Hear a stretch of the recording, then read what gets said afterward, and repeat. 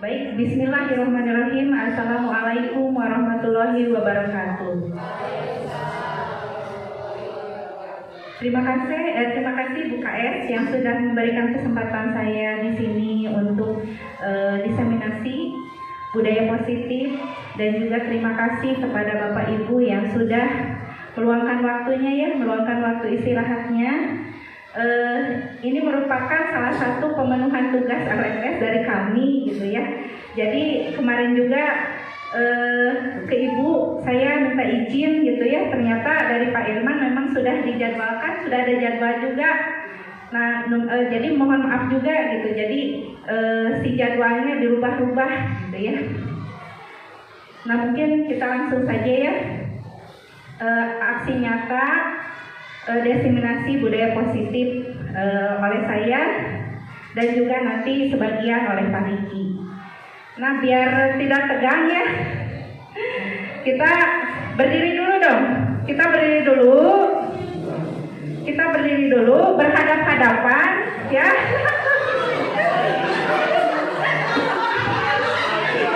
Ya, berhadap-hadapan, kemudian senyum yang lebar. Senyum yang lebar selama 30 detik. Pak Riki, tolong di ini dulu ya. Di stopwatch dulu. Ada 30 detik ya. 30 detik kita. Silakan tertawa yang lebar. Nanti kalau sudah stop ya, Pak Riki ya. Siap? Siap mulai ya. Siap? Yang lebar senyumnya, yang lebar. Ya, yang lebar. Senyumnya, ya senyum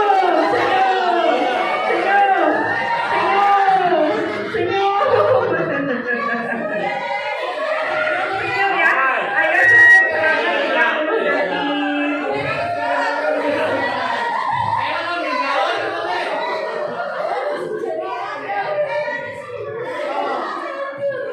Oke, baik. Terima kasih. Ibu Bapak hebat, silakan duduk kembali. Jadi pengaplikasian senyum itu ya salah satu dari budaya positif. Kita di sekolah senyum, sapa, salam. Nah itu juga salah satu contoh penerapan budaya positif. Nah saya jangan senyum sendiri ya. S3 surah dari sorangan. Ya baik, tadi sudah ya kita mengaplikasikan senyum. Nah selanjutnya Pak Riki. Kemudian kita membuat keyakinan kelas dulu ya. Siapa saja boleh di sini untuk membuat kesepakatan ya. Jadi keyakinan kelas itu kesepakatan gitu ya. Nah apa saja kira-kira dari Bapak Ibu untuk kesepakatan atau keyakinan kelas kita hari ini? Di sini saya ada contoh dulu, misalnya menghargai siapapun ya. Kemudian menjadi pendengar yang baik, apalagi tidak berbicara kasar atau sopan ya. Sopan boleh diketik Pak. Berbicara sopan, apalagi tidak memotong pembicaraan. Ya baik, tadi termasuk sopan ya. Ya, tepat waktu, bagus. Apalagi beri salam. Oh, berdoanya langsung ya. Jadi tidak di dalam hati. Baik, bagus kan. Ada lagi? Handphone bagaimana? Di silent, handphonenya baik. Handphone di silent. Boleh makan minum nggak? Minum boleh, makan tidak. Baik. Boleh minum? Boleh minum di situ. Ya boleh. Apalagi? Boleh. Ada lagi? Atau cukup? Cukup ya? Ya, handphone silent katanya Pak Riki. Handphone silent.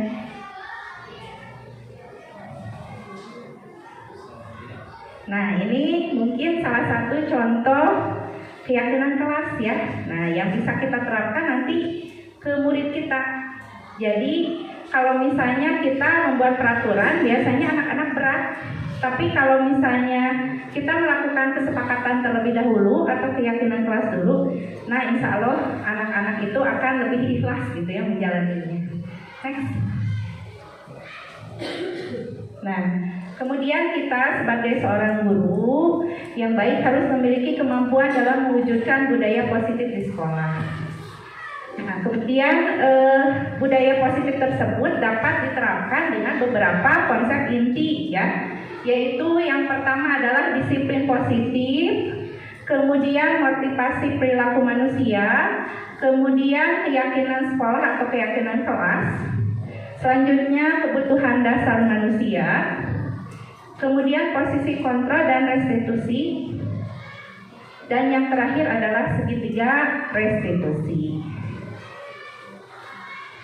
Nah, kira-kira ada yang bisa menjelaskan ya? Saya yakin Bapak Ibu pasti sudah sangat lekat sekali dengan istilah disiplin gitu ya.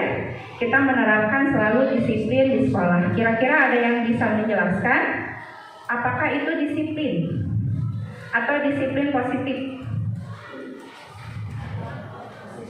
Boleh Bu? Disiplin lebih identik dengan karakter ya, biasanya kalau disiplin itu menerapkan sesuatu hal yang positif, terutama kepada, kalau kita ke anak didik mungkin ya, memberikan contoh ke mereka biar mereka itu juga melakukan karakter positif atau disiplin positif seperti itu. Tepuk tangan untuk Bu KS. Jadi tadi bisa disimpulkan ya disiplin positif dari ibu kepala sekolah kita bahwa menerapkan karakter yang baik ya. Kemudian ada lagi? Ada lagi? Sikap dan perasaan taat dan patuh. Sikap dan perasaan taat dan patuh. Tepuk tangan dong untuk Pak Teddy, luar biasa. Kemudian Pak Wan? Ya, mungkin penerapan disiplin positif mungkin penerapannya beda. Menurut saya disiplin positif adalah proses pembiasaan baik yang dilakukan setiap hari di sekolah. Baik, bagus sekali ya jawaban Pak Wawan ya, proses pembiasaan setiap hari. Tepuk tangan dong untuk Pak Wawan. Wah, luar biasa ya, semuanya bagus, semuanya betul. Jadi disiplin positif itu, nah bisa ini disiplin positif merupakan suatu cara penerapan disiplin yang mengajarkan anak bertanggung jawab dan menumbuhkan kesadaran diri berdasarkan nilai-nilai kebajikan. Nah, kemudian mungkin dari Bapak Ibu ada yang tahu apa saja nilai-nilai kebajikan? Nilai-nilai kebajikan, nilai-nilai kebaikan lah.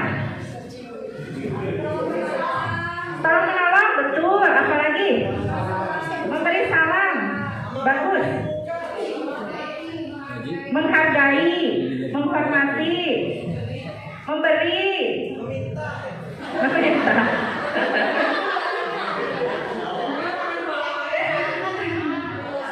Boleh. Nah, jadi nilai-nilai kebajikan itu nilai-nilai bisa dikatakan sebagai nilai-nilai kebaikan ya. Nah, kemudian disiplin positif lebih ke arah disiplin diri yang dapat mengontrol diri dalam melakukan segala tindakan. Nah, tadi kan kita sudah membahas ya nilai-nilai kebajikan. Nah, kalau kita batasi saja nilai-nilai kebajikan di sekolah, kita batasi melalui ini ya, profil pelajar Pancasila apa saja? Beriman dan bertakwa kepada Tuhan yang Maha Esa dan berakhlak mulia. Kemudian mandiri. Kemudian bernalar kritis ya, kreatif, bergotong royong, berkebinekaan global. Soalnya tadi ada tolong menolong bisa masuk ke bergotong royong misalnya. Kemudian sopan bisa masuk ke beriman dan berakhlak mulia gitu. Nah, itu kita bisa batasi nilai-nilai kebajikan itu ke dalam profil pelajar Pancasila, karena yang kita nilai kan di rapot juga profil pelajar Pancasila begitu. Nanti bisa kita terapkan di situ. Nah, ada penilaian juga ya. K5 ya. Nah, itu kita bisa lihat karakter anak.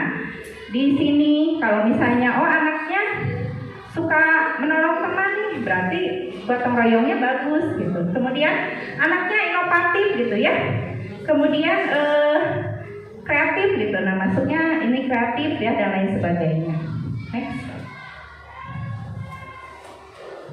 Nah, ini ada tujuan disiplin positif ya, yaitu menanamkan motivasi pada peserta didik kita untuk menjadi orang yang mereka inginkan dan menghargai diri sendiri dengan nilai-nilai yang mereka yakini. Jadi kita sebisa mungkin menanamkan disiplin itu, kita harus menerapkannya untuk apa ya istilahnya kebutuhannya, kebutuhan murid, bukan semata-mata kita yang memaksa. Tapi kita kembalikan lagi ke murid bahwa kita disiplin, kita rapi, kita sopan. Nah, itu untuk dia sendiri gitu. Jadi bukan untuk guru, bukan untuk sekolah, tapi untuk kebutuhan dia sendiri. Jadi akan tercipta kesadaran dia supaya berdisiplin. Nah, kemudian ini beberapa contoh. Saya yakin ya Bapak dan Ibu lebih paham gitu ya, lebih mumpuni dalam menerapkan disiplin positif di kelas gitu ya. Nah, ini beberapa contohnya. Yang pertama tentu saja kita memberikan keteladanan ya, atau memberikan contoh sikap positif ya, dengan berinteraksi yang baik. Misalnya kita terhadap rekan guru, terhadap pimpinan, terhadap anak juga ya. Nah, kita memberikan contoh yang baik ya, kemudian keteladanan. Nah, itu yang pertama. Kemudian memberikan bimbingan positif daripada memberikan hukuman. Kalau sekarang ya kan memang sudah terusum ya memberikan hukuman, tapi kita lebih memberikan bimbingan positif ya, memberikan bimbingan positif. Adapun misalnya anak melakukan kesalahan, kita tanya dulu ya kenapa dia berbuat seperti itu ya, kemudian bagaimana caranya, solusinya bagaimana. Nah, kita kembalikan lagi ke murid gitu ya, agar lebih ini dia memiliki kesadaran sendiri. Nah, kemudian kita memberikan tanggung jawab dalam pengelolaan kelas.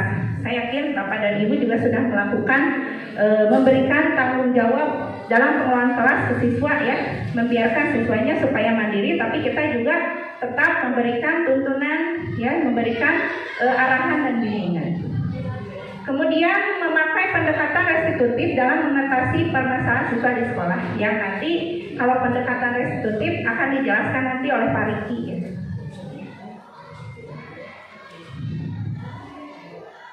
Kemudian yang kedua, motivasi perilaku manusia. Nah, mungkin kita sebagai guru lah, jangan jauh-jauh ya.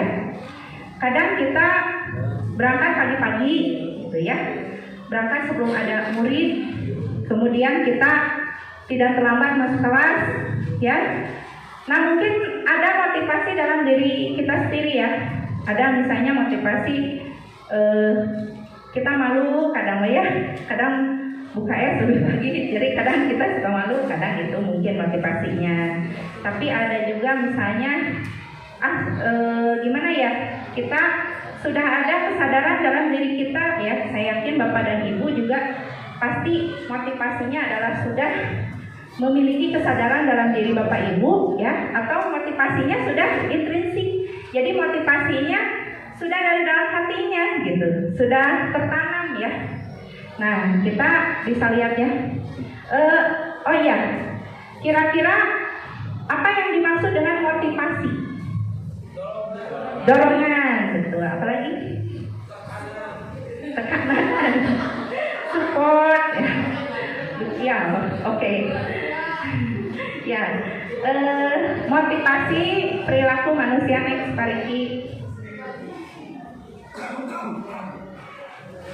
Nah, ini ada 3 motivasi perilaku manusia. Yang pertama adalah untuk menghindari ketidaknyamanan dan hukuman. Ya, kalau kita misalnya ke siswa, kadang-kadang anak itu kebanyakannya ya menghindari perilaku yang negatif itu karena untuk menghindari ketidaknyamanan dan hukuman. Nah, gitu ya, itu motifnya berarti intrinsik atau ekstrinsik? Ekstrinsik ya, karena dorongan dari luar ya, tekanan dari luar, gitu ya. Kemudian selanjutnya, kemudian, nah ada lagi yang untuk mendapatkan imbalan dan penghargaan dari orang lain atau misalnya pujian, gitu ya. Kadang ada juga anak yang ada peyong hadiah jadi juara 1 gitu. Nah kadang seperti itu ya, ya betul. Jadi reward dan punishment. Nah kemudian ini yang ketiga yang harus kita tanamkan ke dalam diri murid ya, yaitu untuk menjadi orang yang mereka inginkan dan menghargai diri sendiri dengan nilai-nilai yang mereka percaya. Lanjut. Nah baik. Sekarang lanjutkan ke keyakinan kelas ya. Mungkin dari Bapak dan Ibu ada yang sudah membuat kesepakatan kelas di kelasnya atau keyakinan kelas? Sudah. Contohnya apa saja Bapak dan Ibu kira-kira? Tidak ngobrol pada saat menjelaskan. Oke, pakaiannya harus ke dalam ya, harus rapi, rambutnya rapi, tidak gondrong gitu ya, itu. Jadi bisa masuknya nanti keyakinan kelasnya dimasukkan saja berpakaian rapi dan sopan misalnya tadi. Kemudian tidak ngobrol ya, tidak ngobrol. Nanti keyakinan kelasnya ya disiplin. Kemudian tidak berkata kasar dan lain sebagainya. Nah untuk keyakinan kelas ini kita memakai bahasanya semua yang positif gitu ya. Jadi diusahakan misalnya tidak boleh berkata kasar misalnya, harus berkata sopan gitu. Jadi diusahakan untuk sekarang kita memberikan afirmasi positif kepada anak, memberikan masukan-masukan yang positif, atau misalnya gini, membuat anak bisa loh, anak-anak juga membuat kata-kata positif ya yang menyadur dari hadis, dari kata-kata motivasi tokoh-tokoh itu bisa kalau misalnya diterapkan tiap hari bisa jadi afirmasi positif, jadi motivasi positif juga gitu ya. Jadi dalam keyakinan kelas sekarang usahakan memakai bahasa-bahasa yang positif. Selanjutnya.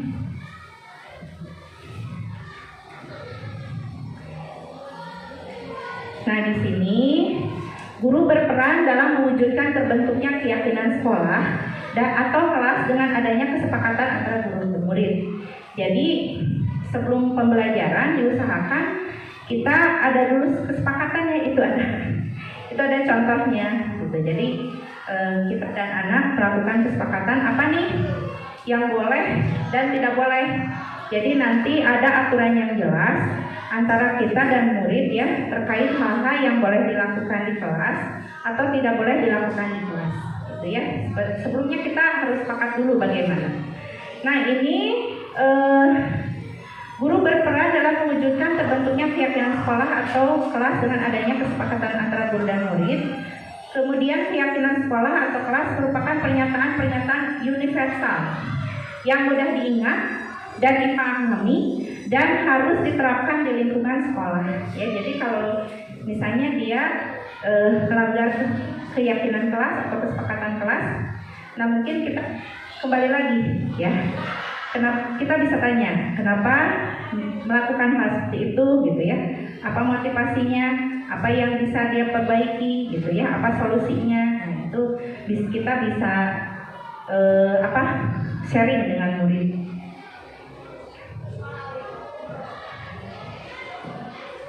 Nah, mungkin dari saya sudah itu saja. Nanti dilanjutkan oleh Pak Riki ya.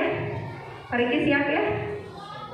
Ya, mungkin untuk mengawali tampilnya Pak Riki ada ice breaking dulu dari Pak Riki ya. Tepuk tangan dong untuk Pak Riki. Oke, baik, terima kasih. Terima kasih ya, terima kasih semuanya. Assalamualaikum warahmatullahi wabarakatuh. Oke Bapak Ibu sekalian semuanya, pada sehat semuanya? Alhamdulillah baik semuanya. Oke, yang terhormat Ibu Kepala Sekolah dan juga rekan saya juga, ada juga senior mungkin ya yang udah pernah duluan jadi calon guru penggerak, mungkin ada Pak Irman, Bu Haji Nisa dan juga Pak Arif juga yang mungkin udah pernah melakukan hal seperti ini mungkin ya, melakukan diseminasi tentang budaya positif mungkin. Ini mungkin sedikit aja ya, sedikit gambaran saja ya. Bukan saya di sini mengetahui atau paham betul apa yang akan saya bicarakan gitu ya.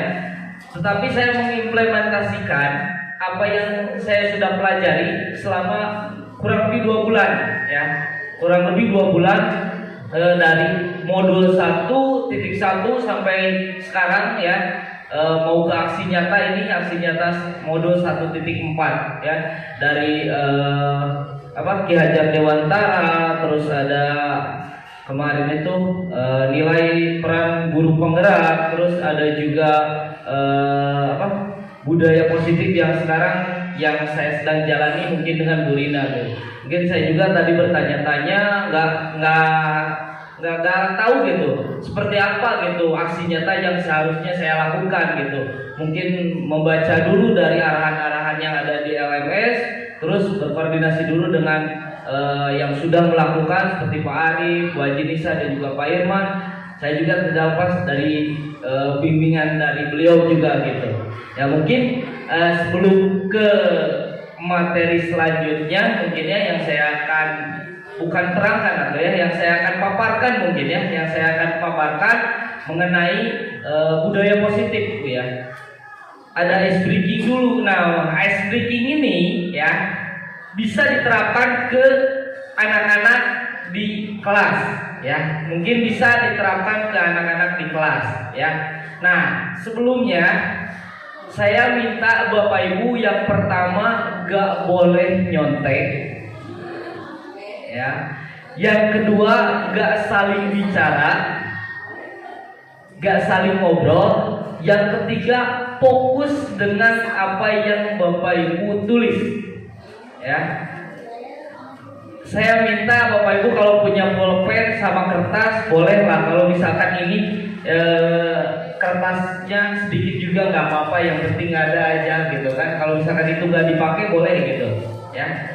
Ini bisa diimplementasikan ice breaking ini ya, istilahnya bisa diartikan ya, bisa diartikan apa maksud tujuan ice breaking ini gitu ya.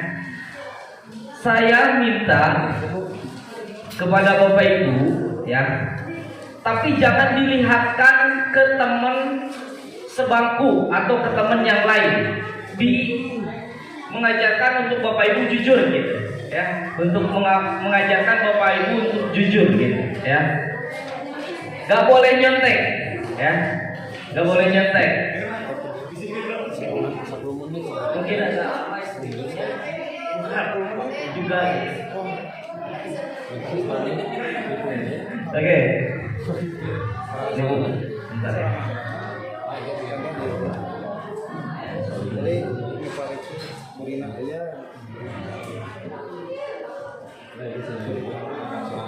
Enggak.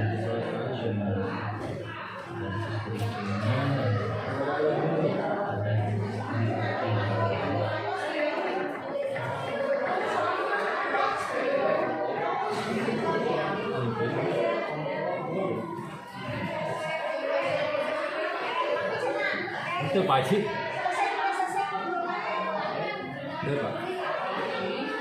Coba ya. Bentar ya Bapak Ibu. Biar gak terlalu ngantuk gitu.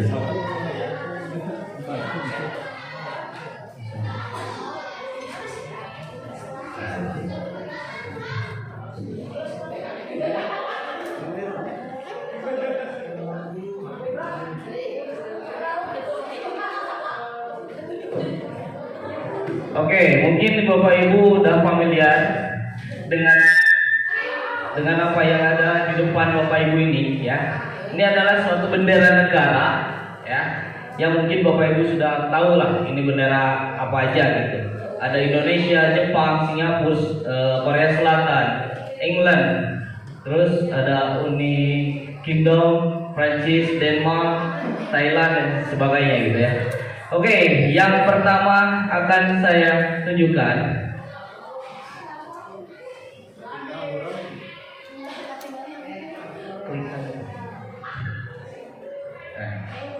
Oke. Pilih salah satu angka favorit ibu bapak kalian. Yang ibu bapak sekalian. Pilih salah satu angka favorit dari ibu bapak sekalian dari angka 2 sampai 14 ya. Tulis satu aja, tapi jangan sampai tahu teman atau rekan bapak ibu yang ada di bangku, jangan sampai ngobrol. Pokoknya jangan sampai tahu aja ya. Pokoknya jangan nyontek, jangan niron, jangan ngobrol ya. Oke. Bu, next Bu, nomor 3. Oke. Bebas ya. Oke, angka yang ibu bapak pilih tadi coba dikurangkan 1, terus jumlahkan.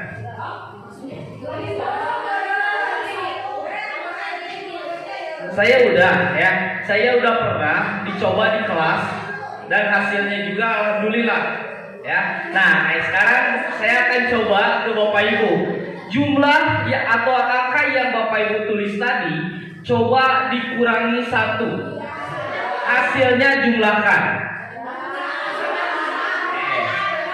Misalkan bapak ibu ya angka favoritnya 10, terus dikurang 1, jumlahkan sama dengan tulis saja 9 gitu ya.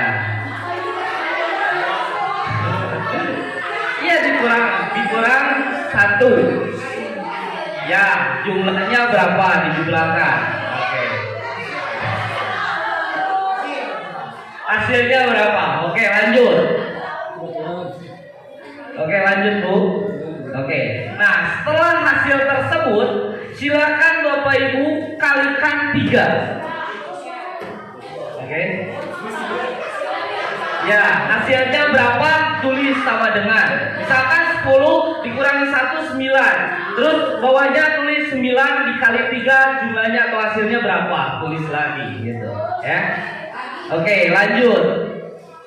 Setelah dikali 3, jumlah tersebut ditambah 12.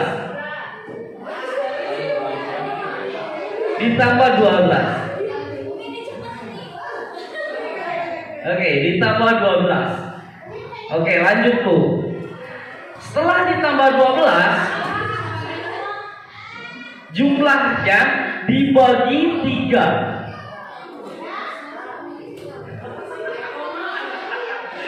Oke, biar nggak terlalu ngantuk, mungkin nggak terlalu ngulang atau ya, saya kasih ini gitu ya, biar ada kayak gini kayak gini gitu ya. Oke, setelah dibagi 3, jumlahkan ya jumlahnya. Nah, jumlah tersebut ditambah 1. Oke, setelah ditambah 1, jumlahnya dikurangi dengan angka favorit yang Bapak Ibu tadi pilih. Oke. Coba Bapak Ibu ya, hasil dari penjumlahan tadi ya, pikirkan satu negara yang tadi yang Bapak Ibu pikirkan yang berawalan dari huruf yang dari hasil penjumlahan tersebut ya. Kalau misalnya jumlahnya 1 berarti negaranya A misalkan. Kalau misalkan 2 berarti negaranya dari huruf B misalkan. Kalau 3 berarti dari huruf C misalkan, seperti itu. Kalau misalkan 4 dari huruf D, kalau misalkan 5 negaranya dari huruf E misalkan, kayak gitu. Oke ya, saya kasih waktu 10 detik untuk memikirkan satu negara yang Bapak Ibu tulis. Siap? 1, 2, 3, 4, 5, 6, 7, 8, 9, 10. Oke. Coba diangkat ke atas. Hasilnya berapa? Ada yang hasilnya 1, 2, 3, 4, 5, 6, Ya, berarti kalau misalkan hasilnya di luar angka 4, berarti itu ada salah dari penjumlahan. Ya, oke. Jadi kenapa saya memikirkan atau SPG-nya seperti ini? Karena kalau misalkan diestimasikan dengan anak-anak di kelas, ya, Bapak Ibu bisa menyimpulkan bahwa apapun jalan yang mereka lakukan melalui belajar atau bagaimanapun caranya itu berarti angka yang Bapak Ibu pilih mungkin berbeda, tetapi hasil dan tujuannya akan sama, yaitu 4. Kalau misalkan di luar angka 4, berarti ada kesalahan dari penjumlahan. Oke, gitu aja ya. Terima kasih Bapak Ibu. Oke, mungkin itu aja ya. Sedikit ya, mungkin sedikit ya, salah satu ya dari itu ya. Oke. Setelah itu negaranya, kalau misalkan Bapak Ibu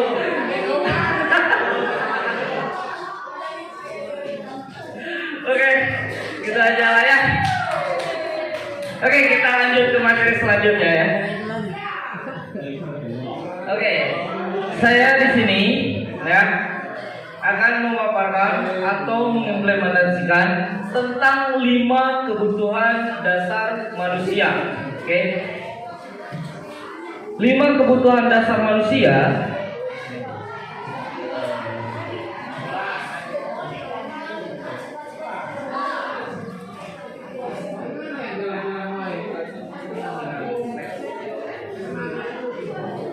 Oke, ini adalah ada 5 kebutuhan dasar manusia ya.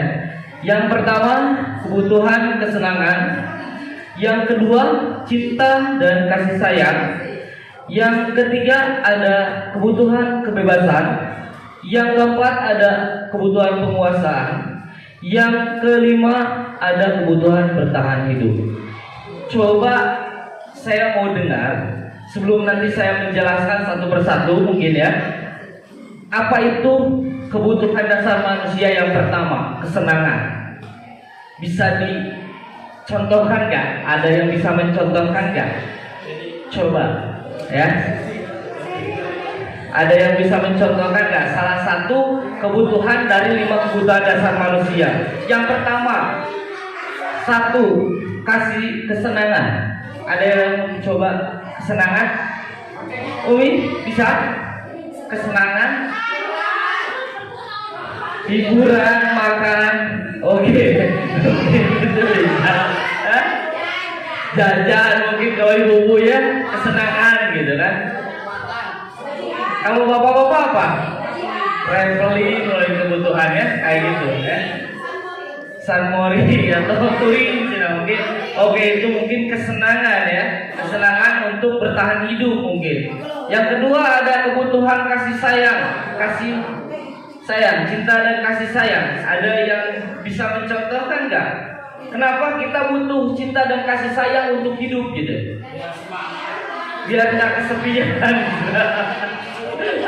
ada di sebelah sana mungkin ibu-ibu itu. Biar tidak bertengkar mungkin. Ini jadi menjurusnya ke arah pribadi mungkin ya ini ya. Cinta dan kasih sayang mungkin ke arah pribadi. Semangat hidup gitu, semangat hidup. Oke. Terus ada kebutuhan dasar manusia yang ketiga, yaitu tentang kebebasan. Ada yang tahu nggak yang bisa mencontohkan kebebasan? Bukan bebas dalam arti yang negatif gitu, tapi kita positif aja gitu. Ya. Ada yang tahu nggak? Ada yang bisa mencontohkan kebebasan itu dalam hal segi apa gitu? Misalkan, mungkin setelah penilaian, mungkin kalau misalkan ada tugas gitu udah selesai bebas gitu ya. Oke, baik, bagus.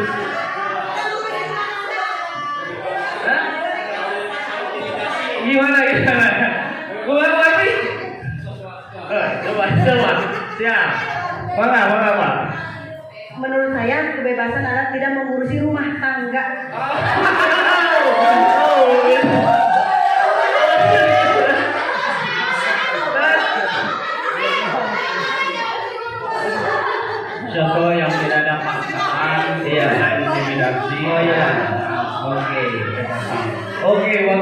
mungkin tidak ada paksaan dari luar atau misalkan tidak ada paksaan dari seseorang atau siapapun. Jadi untuk mengekspresikan diri atau misalkan berinovasi mungkin ya, kebebasan itu yang harus ada di dalam tubuh kita atau di dalam diri kita. Oke, lanjut untuk kepenguasaan, bentar tuh ya. Kebutuhan dasar manusia yang keempat yaitu penguasaan. Ada yang bisa mengimplementasikan penguasaan itu seperti apa gitu? Gimana tuh? Gimana Bawan? Bisa mencontohkan nggak penguasaan untuk kebutuhan hidup kita gitu? Ya, atau misalkan kebutuhan peserta didik mungkin? Gimana? Menguasai kelas mungkin bisa masuk ya.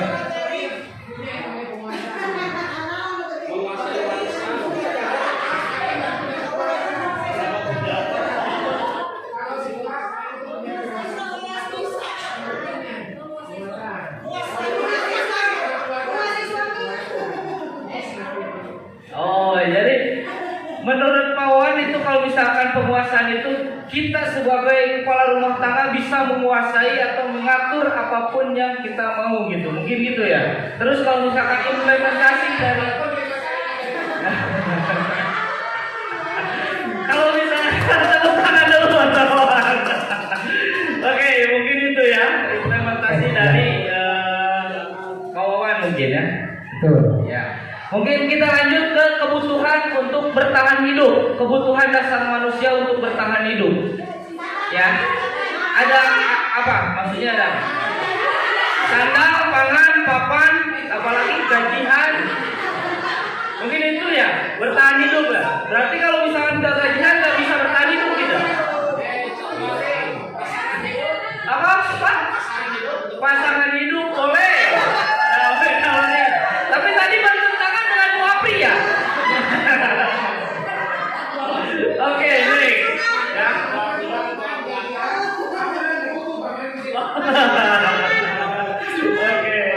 Oke.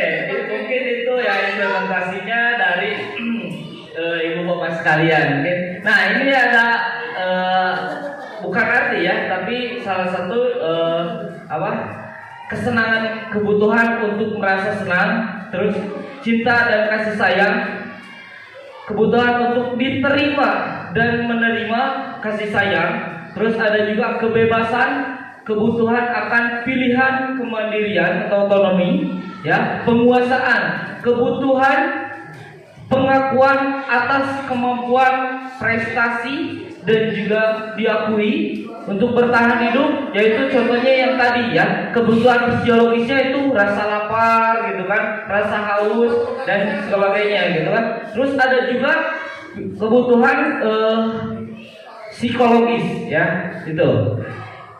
Oke.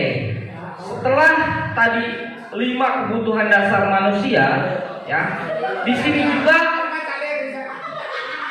sini juga ada 5 posisi untuk mengontrol restitusi ya. Sebelum ke menjelaskan 5 kontrol restitusi itu apa ya, restitusi itu apa itu ya, ya.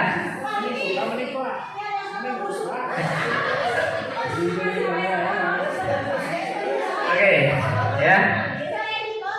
Ini adalah ada 5 posisi kontrol untuk restitusi ya. Yang pertama, posisi kontrolnya itu penghukum kontrol, Bu. Ya, kade kontrol ya. Kalau kita ganti ya, nggak usah pakai kontrol ya. 5 posisi restitusi aja ya. Kalau misalkan ibu bapaknya kurang fokus nanti bahaya gitu kan.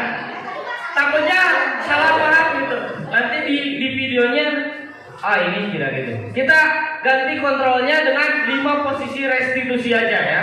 Nah, yang pertama ada penghukum ya. Yang kedua ada yang pembuat merasa bersalah. Yang ketiga ada teman.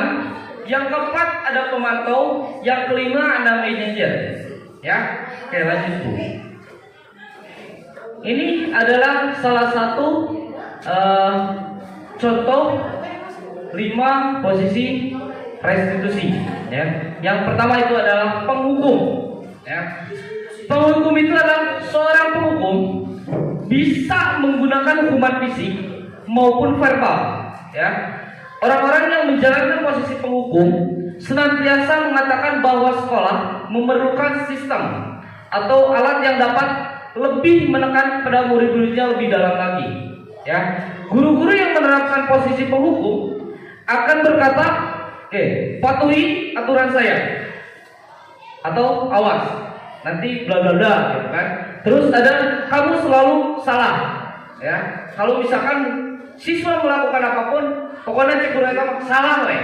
Nah, itu adalah posisi untuk penghukum, ya, guru yang penghukum gitu ya. Terus ada yang mengatakan juga pasti selalu yang terakhir selesai, atau misalkan mengumpulkan tugas ke anak tersebut pasti bilangnya seperti itu gitu. Guru seperti ini adalah senantiasa percaya hanya ada satu cara agar pembelajaran bisa berhasil, yaitu dengan cara dia. Ya, jadi kalau misalkan ada guru yang menurut saya kamu pasti akan sukses, tapi dengan caranya menghukum atau misalkan ngasih punishment dan segala macamnya, itu contoh ke penghukum gitu ya. Yang kedua ada pembuat merasa bersalah. Ada juga posisi guru yang pembuat merasa bersalah, yaitu pada posisi ini biasanya guru akan bersuara lebih lembut ya. Pembuat merasa bersalah akan menggunakan keheningan yang membuat orang lain merasa tidak nyaman, ya, bersalah ataupun rendah diri. Contoh kata-kata yang keluar dari guru dengan lembut seperti ini. Ibu sangat kecewa sekali dengan kamu, ya. Jadi kalau misalkan ada anak yang melakukan kesalahan, mungkin si ibu atau bapak itu, ibu sangat kecewa dengan kamu, gitu kan. Nah itu si gurunya itu ada di pembuat merasa bersalah gitu ya. Terus berapa kali ibu harus memberitahu kamu ya. Nah terus gimana coba kalau orang tua kamu tahu kamu berbuat seperti ini? Yaitu ada di posisi yang pembuat merasa bersalah. Terus di posisi ini murid akan memiliki penilaian diri yang buruk tentang diri mereka. Murid merasa tidak berharga ya, dan telah mengecewakan orang-orang yang disayanginya. Itu ya, posisi guru yang ada di pembuat merasa bersalah. Yang ketiga ada posisi teman ya, restitusi teman. Guru pada posisi ini tidak akan menyakiti murid, namun akan tetap berupaya mengontrol murid melalui persuasi ya. Posisi teman pada guru bisa negatif ataupun positif. Jadi contohnya kalau misalkan ada guru yang terlalu dekat, itu bisa ada positifnya dan juga ada negatifnya juga gitu ya. Positif di sini berupa hubungan baik yang terjalin antara guru dan murid. Guru di posisi teman menggunakan baik dan humor untuk melalui seseorang. Mereka akan berkata, ayo bantulah demi Bapak ya.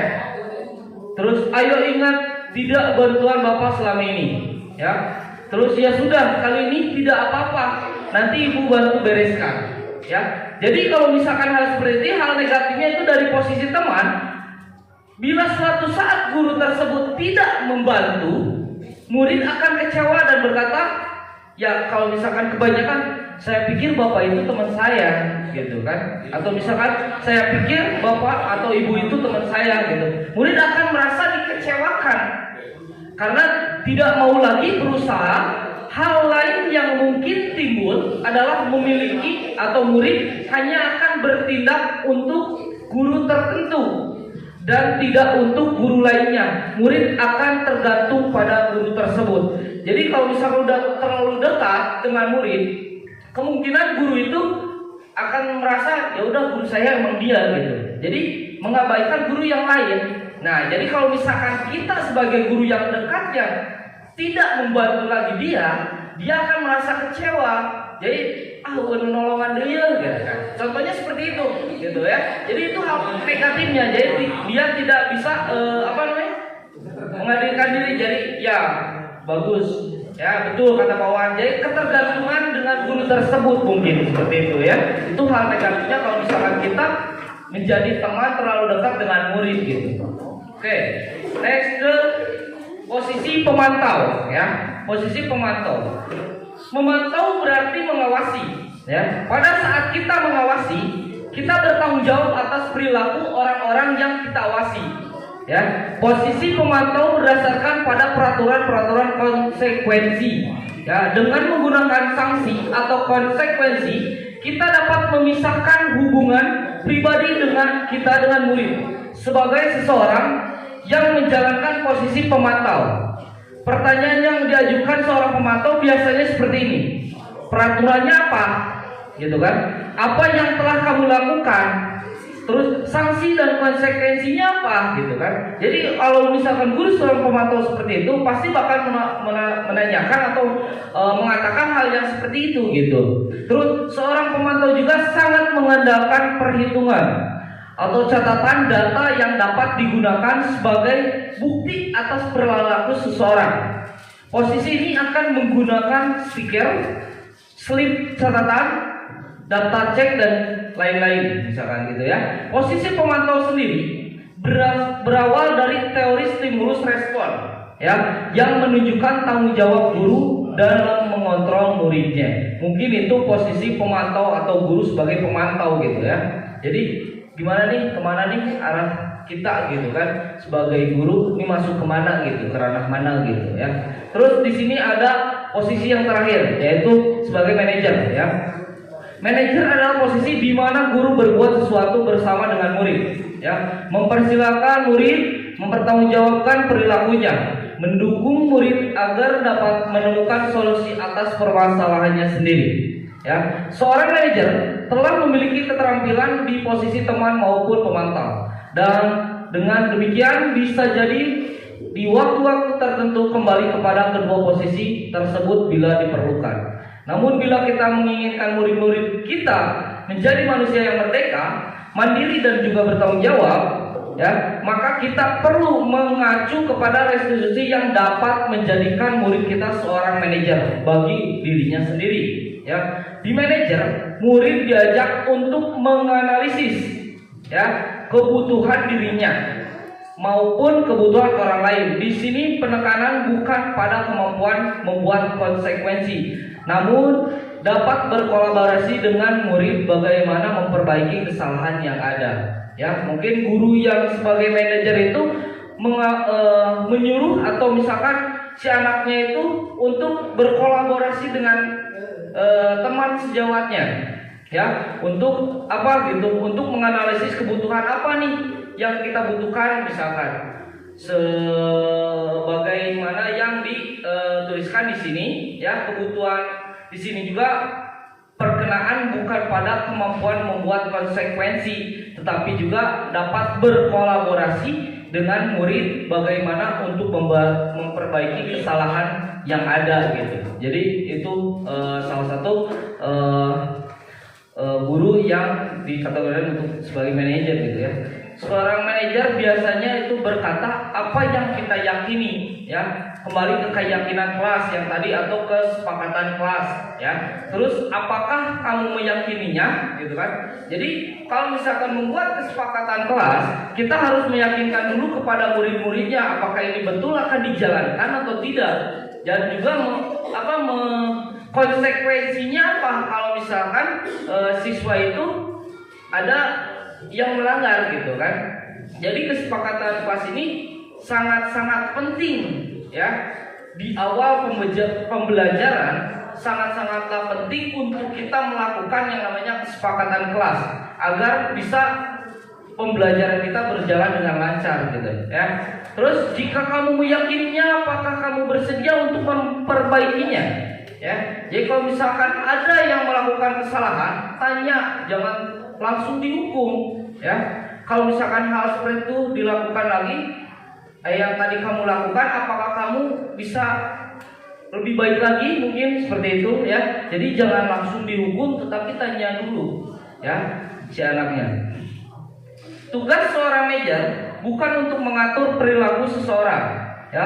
Kita membimbing murid untuk dapat mengatur dirinya. Seorang manajer bukan memisahkan murid dari kelompoknya. ya, mengenalkan murid tersebut ke kelompoknya dengan lebih baik dan kuat. Bisa jadi dalam praktik penerapan disiplin sehari-hari kita akan kembali ke posisi teman atau pemantau karena murid yang ditangani belum siap diajak berdiskusi atau diundang melakukan restitusi, ya.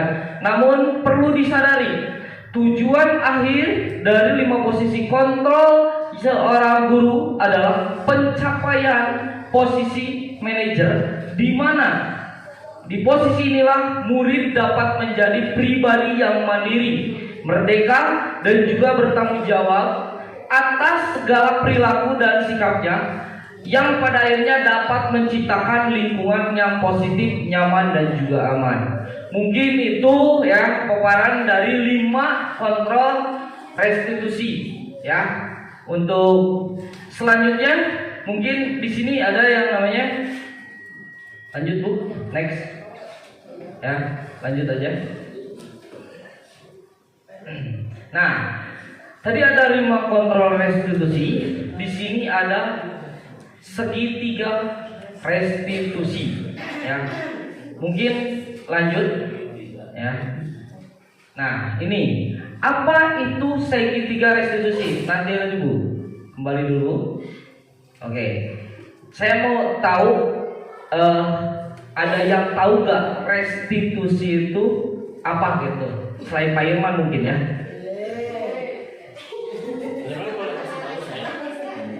Restitusi itu apa gitu? Atau segitiga restitusi itu apa? Di sini ada cluenya tuh. Memvalidasi tindakan yang salah, gitu kan? Menanyakan keyakinan, gitu kan? Menstabilkan identitas, gitu kan? Ada nggak yang tahu tentang segitiga restitusi? Apa ada yang pernah mendengar nggak? Segitiga restitusi itu apa, gitu? Nah, ada yang tahu nggak? Ya, mungkin kalau misalkan ini ada yang pernah dengar atau pernah tahu ya segitiga restitusi itu apa? Karena ini menurut saya setelah ikut program ini gitu, setelah belajar emang benar gitu. Banyak sekali kejadian-kejadian yang ada di sekolah kita dan cara mengatasinya mungkin salah satunya dengan segitiga restitusi ini gitu. Jadi emang betul, bukan saya promosi, tapi kalau misalkan ibu bapak mau ikut gitu, banyak sekali ilmu yang saya juga dapatkan yang tadinya belum tahu setelah ikut dalam program guru penggerak ini, jadi tahu gitu dari apapun yang pokoknya gitu aja gitu ya. Salah satunya ini segitiga restitusi. Bapak Ibu ada yang pernah dengar atau mengetahui apa itu segitiga restitusi? Apa tadi? Segitiga restitusi yaitu proses pemberian kesempatan kepada siswa untuk memperbaiki dari. Oke, bagus sekali ya. Oke, ya. Mungkin Pak Teddy juga pernah mempelajari yang namanya segitiga restitusi ini ya.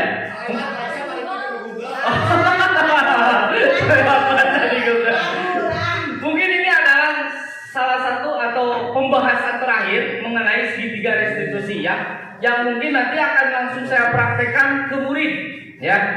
Oke, ini adalah segitiga restitusi ya. Apa itu segitiga restitusi?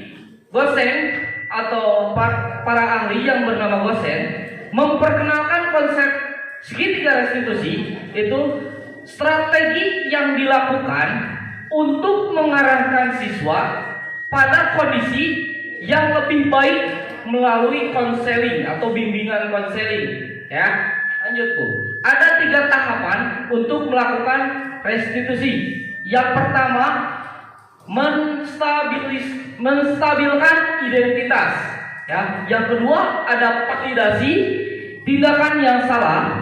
Yang ketiga ada menanyakan keyakinan ya. Itu adalah 3 atau segitiga restitusi ya. Menstabilkan identitas ini yang sangat penting Bapak Ibu ya. Menstabilkan identitas berarti mendorong siswa untuk berefleksi bahwa tindakannya salah ya. contoh kata-kata yang bisa diterapkan dalam menstabilkan identitas yaitu tidak apa-apa berbuat salah, ya. Yang kedua, kita bisa menyelesaikan ini, ya. Contohnya seperti itu. Jadi kalau misalkan dengan segitiga restitusi, ya, kalau misalkan ada anak yang terlambat, kita tanyakan dulu, ya, atau kenapa kamu terlambat gitu. Jadi jangan sekonyong-konyong atau misalkan jangan langsung aja kita menjudge bahwa si anak terlambat itu karena emang kesiangan gitu. Tapi kita tanyakan dulu apa sebabnya si anak itu datang kesiangan ke sekolah. Jadi jangan langsung kita kasih punishment ke anak, ya. Contoh kasus seorang siswa yang selalu membolos sekolah, guru mendorong siswa untuk berefleksi, untuk menyadari bahwa tindakannya salah dan membawa konsekuensi, ya. Tidak naik kelas, tidak mendapatkan pelajaran, lalu membantu siswa memperbaiki kesalahannya tersebut, ya. Itu. Yang kedua, ada validasi tindakan yang salah, ya. Validasi tindakan yang salah adalah upaya untuk membantu siswa, ya, mengidentifikasi kebutuhan dasar yang mendasari mereka melakukan kesalahan. Contoh kalimat yang sering diterapkan dalam tahapan ini yaitu kamu pasti punya alasan mengapa kamu melakukan semua ini, atau kamu pasti punya alasan mengapa kamu melakukan kesalahan. Jadi ditanya dulu si anaknya, jangan langsung kasih punishment atau kasih hukuman, atau misalkan ada yang terlambat dikasih ulang lagi gitu, ya. Jadi kita tanya dulu sebabnya apa gitu si anak itu bisa terlambat gitu. Jadi jangan dulu si anak itu langsung dikasih hukuman karena misalkan kamu terlambat ya udah pulang lagi. Nah, diusahakan nggak seperti itu. Atau misalkan ke kelasnya misalkan telat, ya si anaknya ditanya dulu kenapa kamu telat. Jangan langsung ya udah kamu telat, jangan di luar aja, nggak usah ikut pembelajaran ibu. Nah, jangan seperti itu, ya. Itu yang kami kami pelajari di program guru penggerak ini gitu, ya. Terus yang ketiga ada yang menanyakan keyakinan, ya. Menanyakan keyakinan artinya mengajak siswa untuk menemukan cara untuk berlaku yang lebih baik lagi dan tidak melanggar tata tertib yang ada di sekolah. Contoh kalimat yang diterapkan di tahapan ini yaitu apa nilai-nilai yang telah disepakati di sekolah. Jadi menanyakan dulu, kamu misalkan terlambat ke sekolah, konsekuensinya udah tahu kan peraturan sekolahnya? Nah, kalau misalkan dia menjawab, saya belum tahu peraturan sekolah seperti apa gitu. Nah, ibu bapak kasih tahu kalau misalkan terlambat, gini peraturan sekolahnya. Jadi kan tiap sekolah mungkin peraturannya berbeda-beda mungkin, ya. Apalagi kelas 7 yang baru naik ke kelas 6 yang baru naik ke kelas 7 mungkin itu beda lagi gitu aturan dari SD ke SMP. Mungkin kalau misalkan ada yang terlambat, Bapak Ibu bisa ngasih tahu bahwa kalau misalkan terlambat ke sekolah, ya mungkin ini konsekuensinya seperti itu. Nah, nanti untuk kedepannya, nah jangan sampai terlambat lagi, ya. Nah, itu mungkin salah satu contoh penerapan untuk yang menanyakan keyakinan mungkin, ya. Jadi seperti itu. Nah, demikianlah mungkin itu pemaparan singkat mungkin, ya, segitiga restitusi yang di sekolah. Segitiga restitusi adalah upaya restitutif dalam menanamkan kedisiplinan bagi siswa, ya. Dengan demikian siswa dapat memahami arti yang disiplin dan bisa juga memperbaiki kesalahan dengan kesadaran diri. Mungkin Bapak Ibu segitu saja, ya, yang bisa kami paparkan dari materi budaya positif, ya. Mungkin nanti ada sedikit tanya jawab. Mungkin kalau misalkan Bapak Ibu ada yang tidak jelas, mungkin saya menjelaskan atau Bu Rina menjelaskan, mungkin nanti saya insya Allah kalau misalkan bisa menjawab, saya akan menjawabnya gitu. Kalau misalkan saya nanti Bu gitu kan, ya mungkin saya akan belajar dulu lagi, ya, karena ini juga saya belajar budaya positif itu baru 2 minggu kemarin atau 1 minggu kemarin mungkin ya.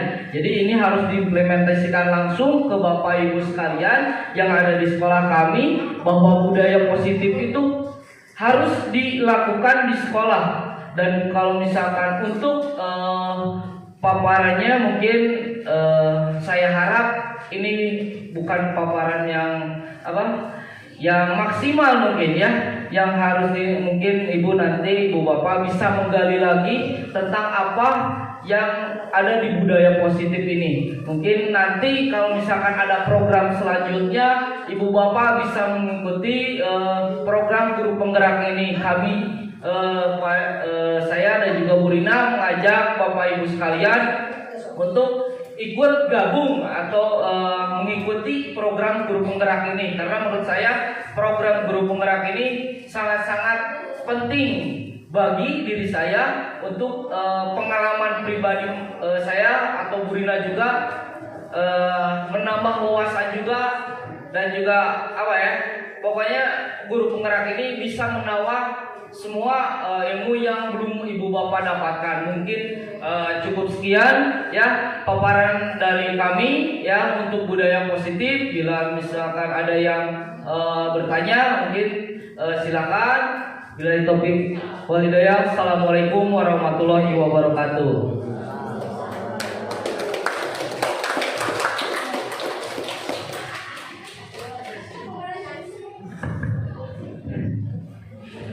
Terima kasih Pak Riki. Mungkin ada yang mau ditanyakan dari pemaparan kami mungkin, atau ada yang kurang jelas, atau mau sharing boleh. Mau sharing boleh. Mau sharing boleh, mau curhat boleh, bebas. Tentang budaya positif. Saya harap paparan ini belum jelas ya, biar Bapak Ibu bisa tergugah untuk bertanya gitu ya dalam budaya positif ini gitu ya, biar ada umpan baliknya seperti apa gitu ya untuk budaya positif. Atau mungkin ada umpan balik dari Pak Irman ya, mungkin dari Pak Yadi, silakan.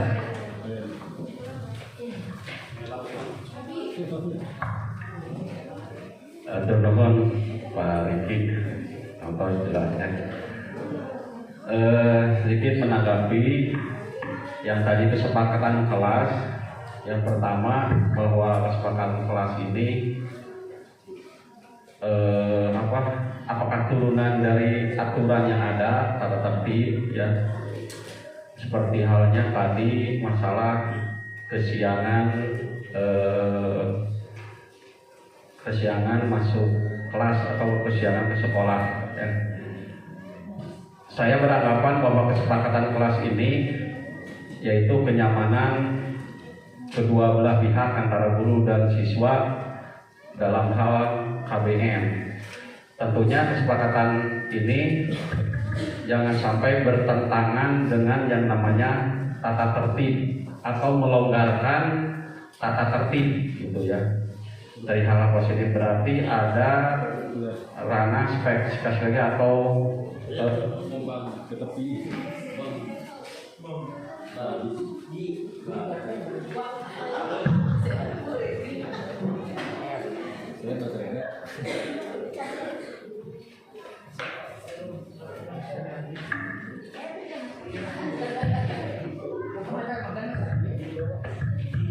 nah itu Pak Riki menanggapinya.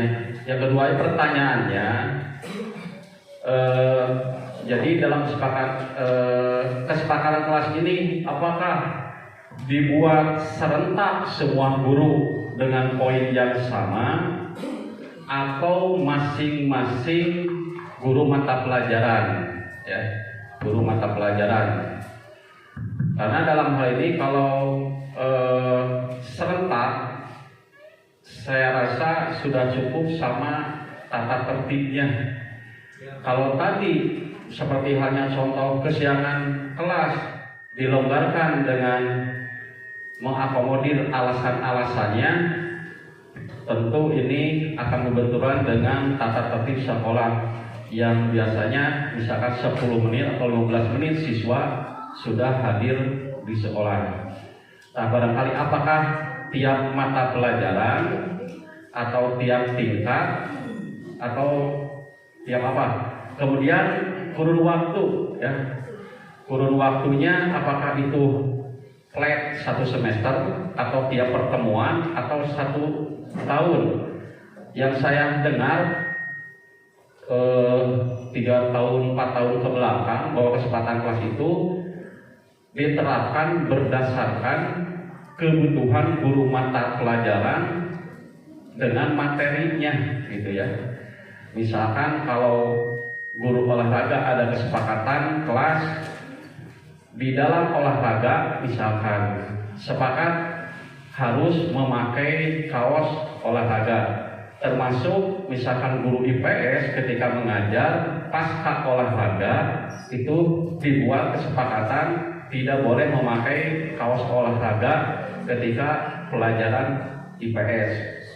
Itu barangkali pertanyaannya. Nuhun, Pak Rugi.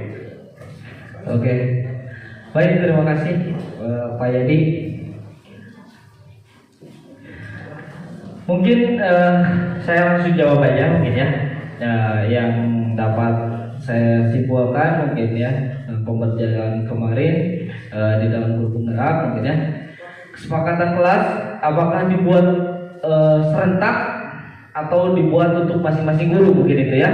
Yang keduanya itu waktunya itu bisa 1 semester atau 1 tahun pelajaran atau fleksibel gitu ya, atau panjang ya.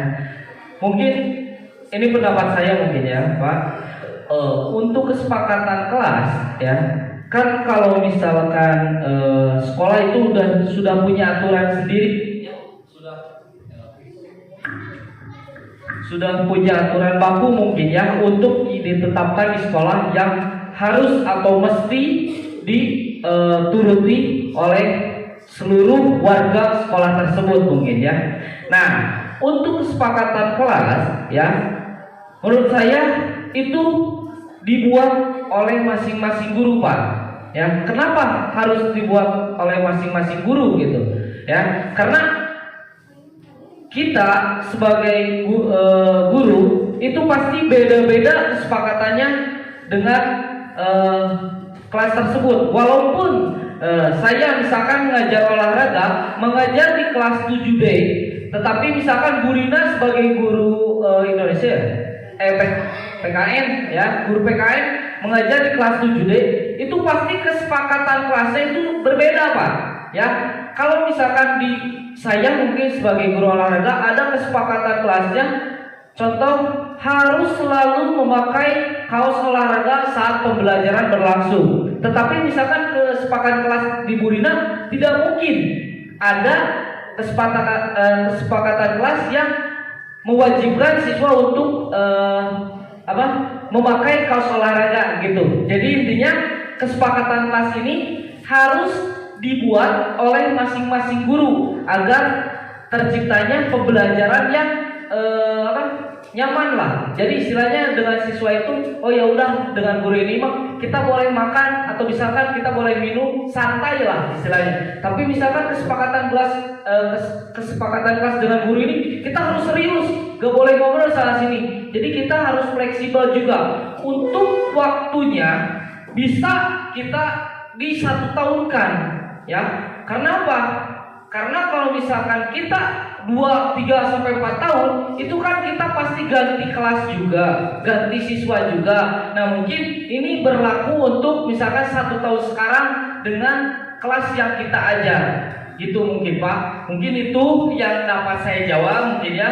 Kesepakatan kelas itu jadi intinya harus dibuat oleh masing-masing guru dengan kesepakatan yang berbeda mungkin ya. Terus waktunya itu menurut saya bisa 1 tahun untuk dengan kelas tersebut, karena untuk tahun berikutnya mungkin guru tersebut beda belajarnya dengan siswa yang lain. Mungkin itu. Terima kasih Pak. Izin menambahkan ya Pak sedikit, izin menjawab. Terima kasih Pak Yadi atas pertanyaannya. Jadi kesepakatan kelas apakah berdasarkan dari aturan?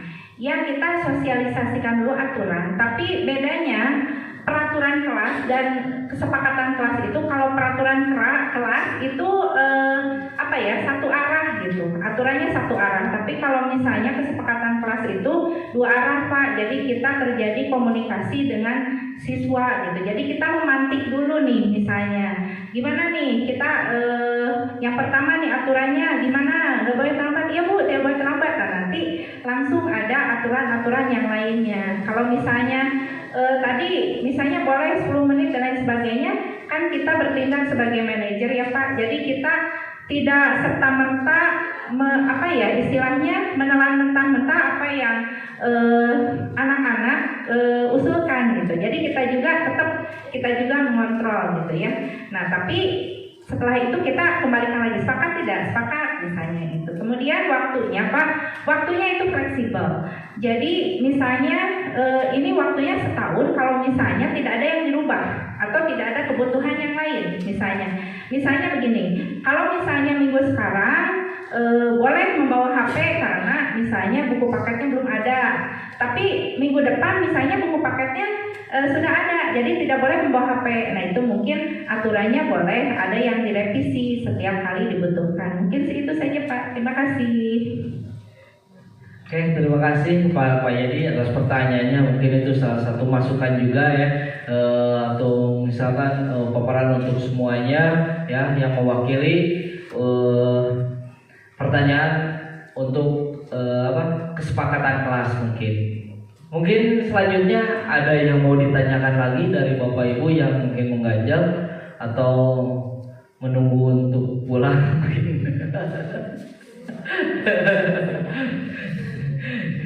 Gimana? Ada yang mau ditanyakan lagi gitu? Oke, siap. Terima kasih. Udah siap, silakan. Bismillah, Assalamualaikum warahmatullahi wabarakatuh. Mungkin untuk kesepakatan kelas itu masing-masing guru mata pelajaran. Nah, di sini saya melihat ada kesepakatan kelas nih, yang poin 10 tidak boleh membuli. Nah, gimana kalau misalkan nih melanggar kesepakatan kelas tersebut? Kan tadi kata Pak Riki tidak boleh ada hukuman, itu kan? Paling minimal kalau saya sendiri hanya peringatan saja. Kalau menurut Pak Riki sama Bu Rina yang lebih baiknya itu seperti apa? Terima kasih. Terima kasih udah nih ya, izin menjawab sedikit ya. Mungkin kita lebih ke restitusi ya, restitusi. Jadi dipanggil dulu anaknya, kita yang tadi ya, ada menstabilkan identitas ya, kemudian memvalidasi tindakan yang salah, dan juga yang terakhir itu menanyakan keyakinan.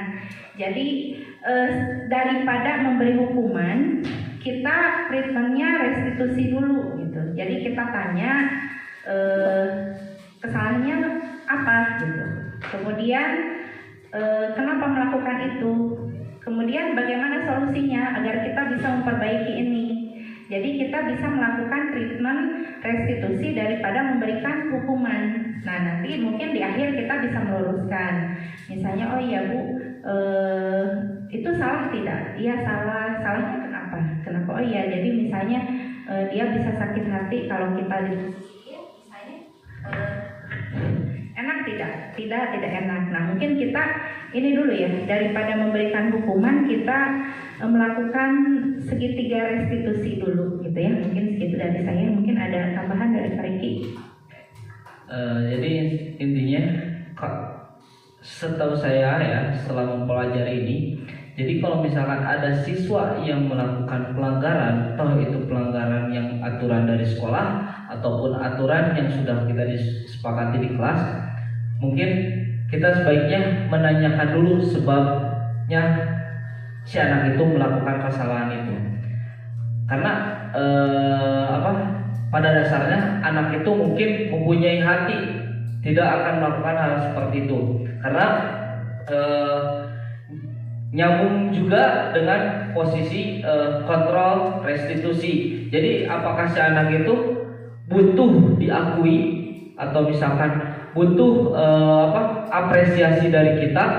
Jadi kasih cinta dan kasih sayang kita ke anak itu seperti apa? Jadi istilahnya si anak itu melakukan kesalahan itu, apakah dia cari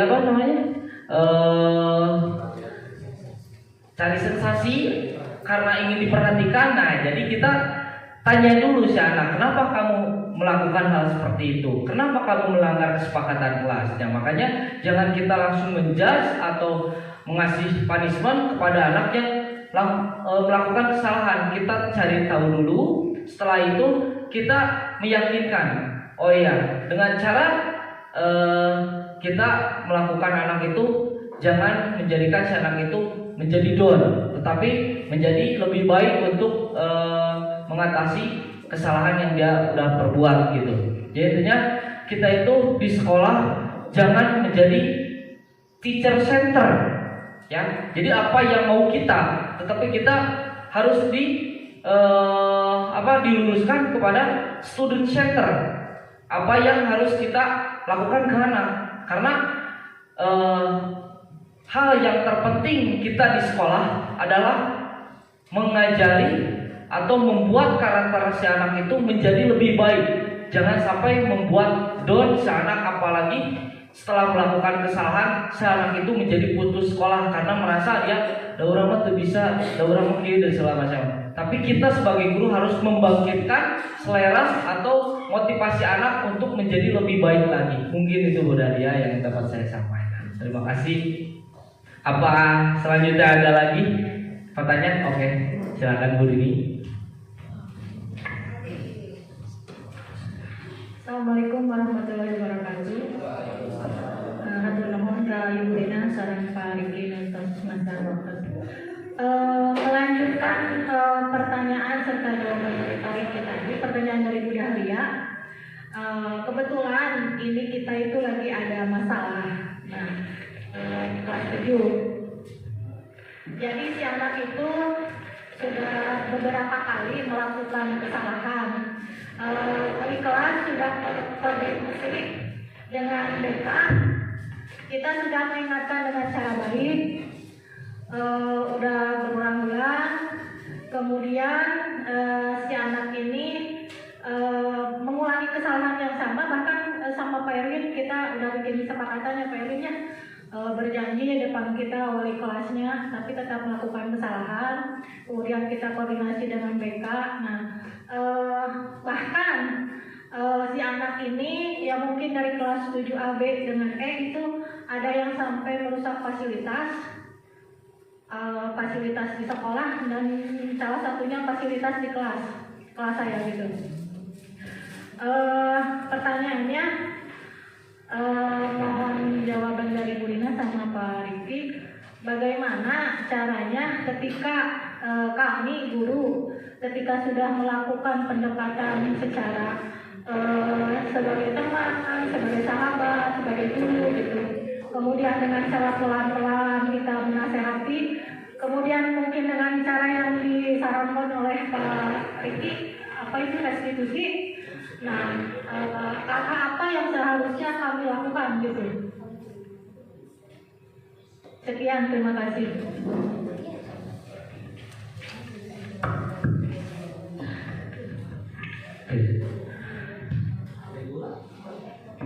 Oh baik, terima kasih kepada Bu Nini.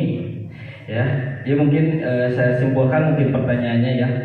Anak sudah melakukan kesalahan terus-menerus, ya, tetapi kita sebagai guru sudah melakukan hal atau restitusi yang sudah dilakukan kepada anak tersebut, tetapi anak tersebut masih saja melakukan hal tersebut, mungkin gitu ya Bu Nini ya. Jadi apa yang mungkin harus kita lakukan kepada anak tersebut sebagai guru gitu mungkin ya. Mungkin ini yang kami kemarin pelajari di Loka Karya mungkin ya. Yang kedua, kalau misalkan anak atau peserta didik melakukan kesalahan tersebut, kita bisa koordinasi dengan orang tua siswa mungkin ya. Jadi jangan kita di sini sebagai guru ya menjudge atau ngasih punishment kepada anak yang melakukan kesalahan langsung. Mungkin si anak tersebut ada salah satu dalam 5 posisi kontrolnya yang belum terpenuhi mungkin. Toh itu dari kasih atau cinta dan kasih sayangnya, dari penguasaannya. Mungkin kita sebagai guru ya harus bisa mengetahui atau mengajak siswa tersebut, kenapa sih kamu melakukan hal seperti itu? Kalau misalkan kita sudah melakukan hal seperti itu, mungkin kita bisa menanyakan kepada orang tuanya mungkin ya.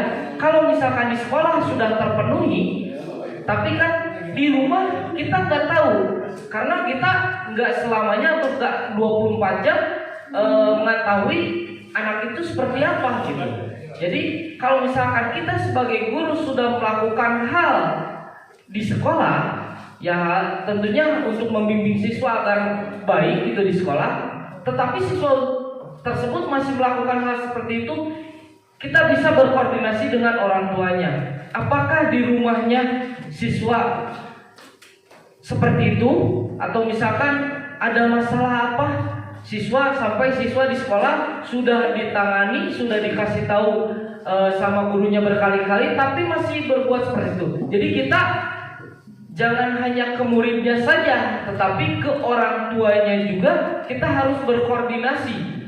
Apa yang kurang dari kebutuhan siswa tersebut gitu ya. Jadi pada dasarnya juga siswa itu mungkin dari lahirnya itu sudah baik, tetapi ya mungkin gimana kita cara mendidiknya ya untuk menjadikan si manusia atau si siswa itu menjadi lebih baik gitu Bu ya. Jadi intinya selain dengan siswanya kita berkoordinasi, kita juga harus berkoordinasi juga dengan orang tuanya.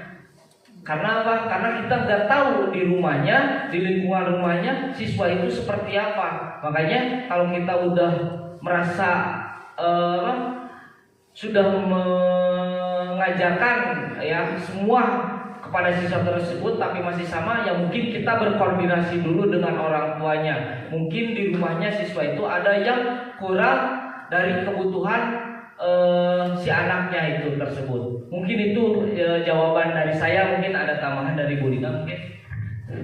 Ya mungkin pasti ya kalau dari anak melakukan apa itu mungkin karena kebutuhan dasarnya tidak terpenuhi, dan itu mungkin pasti ada alasannya. Nah betul yang dikatakan oleh Pak Riki bahwa kita koordinasi dengan orang tuanya, dan juga kita coba kita koordinasi dengan temannya juga gitu. Mungkin anak melakukan itu pengen diperhatikan gitu karena tidak ada temannya misalnya, karena teman-temannya sudah menjudge dia duluan, ya anak bau lah, nakal gitu ya. Jadi akhirnya teman-temannya menjauhi. Mungkin bisa dicoba kita ke teman-temannya pendekatan, sok kumaha ngobrol sama dia gitu ya. Setelah kita misalnya mengetahui Bu Dawi mas dari Baturan atau gimana misalnya, coba kita tidak judgement terlebih dahulu, kita memberikan iklim atau kondisi yang nyaman dulu di sekolahnya gitu. Apakah misalnya kalau kebutuhan dasarnya dia ingin cinta dan kasih sayang misalnya atau diakui gitu ya, nah itu mungkin kita bisa meminta bantuan ke teman-temannya juga. Kalau misalnya ke orang tuanya juga, misalnya kalau dia kurang diperhatikan, mungkin kita bisa ngobrol gitu dengan orang tuanya supaya memberikan perhatian atau treatment khusus ke anaknya gitu ya. Mungkin beberapa langkah yang bisa kita coba. Jadi tidak menjudge anak tersebut gitu, tapi kita coba juga kembalikan gimana sih di kelasnya, apakah dia ada temennya, ada sobatnya tidak gitu ya. Kita mudah-mudahan misalnya kalau dia ada yang memperhatikan temannya, mudah-mudahan dia tidak seperti itu lagi. Dan mungkin kita juga bisa mengarahkan dia ke arah yang positif, dari misalnya hobi kamu apa gitu ya, mengembangkan potensinya juga gitu. Mungkin segitu mungkin Bu Dini ya. Terima kasih. Mungkin cukup Bu Dini? Oke, terima kasih Bu Dini, pertanyaan sangat bagus sekali. Oke, mungkin tepuk tangan dulu untuk semuanya mungkin biar semangat dulu ya. Cukup? Ada yang lagi mau bertanya? Oke, Pak Haji, silakan Pak Haji.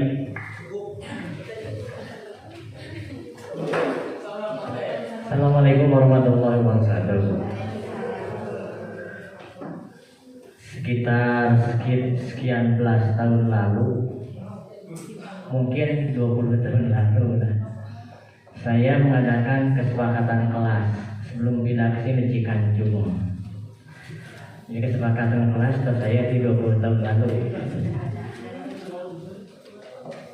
Hanya kesepakatan kelas yang kurang berdasar ilmuwan mungkin.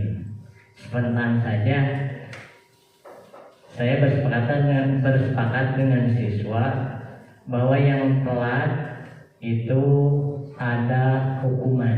Nah ini pertama, dibenarkan, disepakati ada hukuman bagi yang melanggar.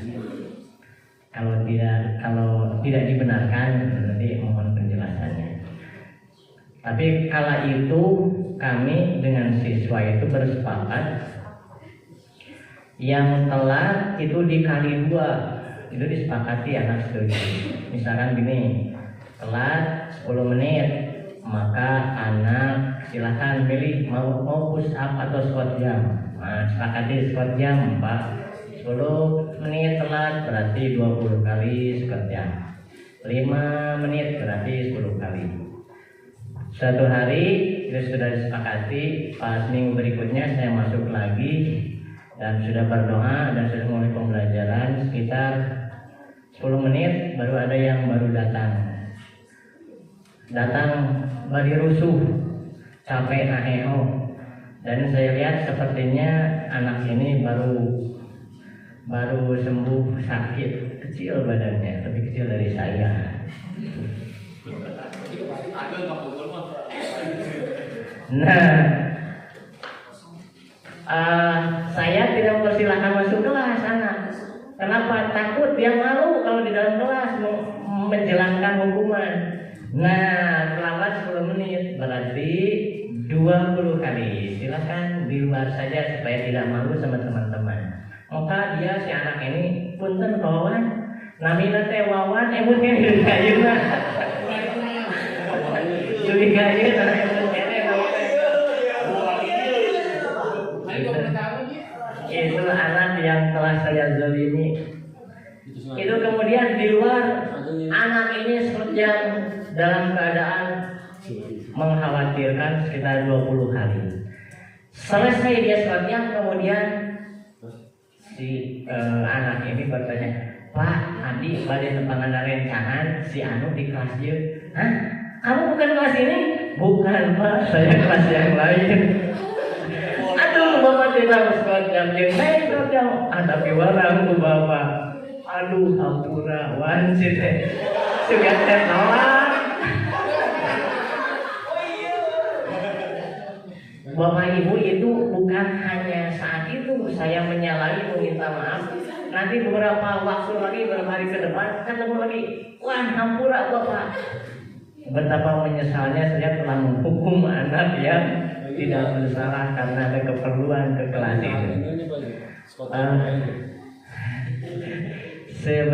Yang ingin saya tanyakan itu pertama, apa dibenarkan diadakan kesepakatan kelas ada hukuman bagi yang melanggar gitu. Satu, jangan-jangan dibenarkan ya. Kemudian apalagi itu aja, lupa tadi yang bertanya.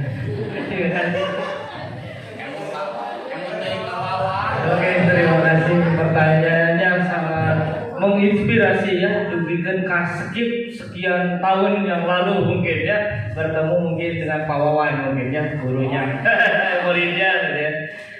Bu Rina mau menjawab? Boleh? Oke, siap.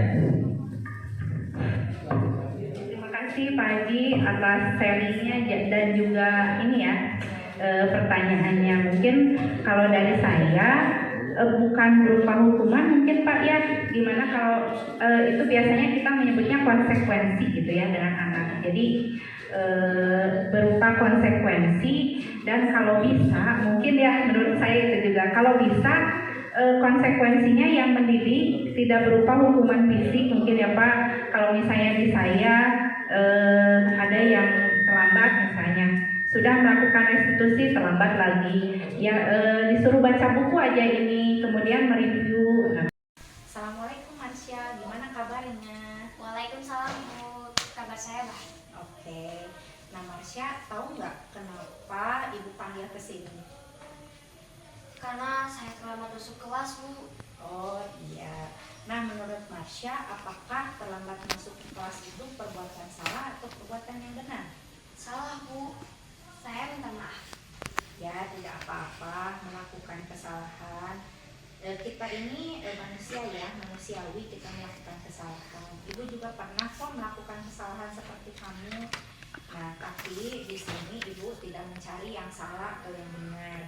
Di sini Ibu ingin mencari solusi. Nah, kamu pasti punya alasan mengapa tiap istirahat selalu saja terlambat masuk ke kelas. Saya suka terlambat karena saya kasihkan main dengan teman-teman saya Bu. Nah, bermain bersama teman memang seru ya dan menyenangkan. Nah, tapi apakah ada solusi ya agar kamu bisa bermain, bisa juga istirahat, tapi juga bisa tidak terlambat masuk ke kelas?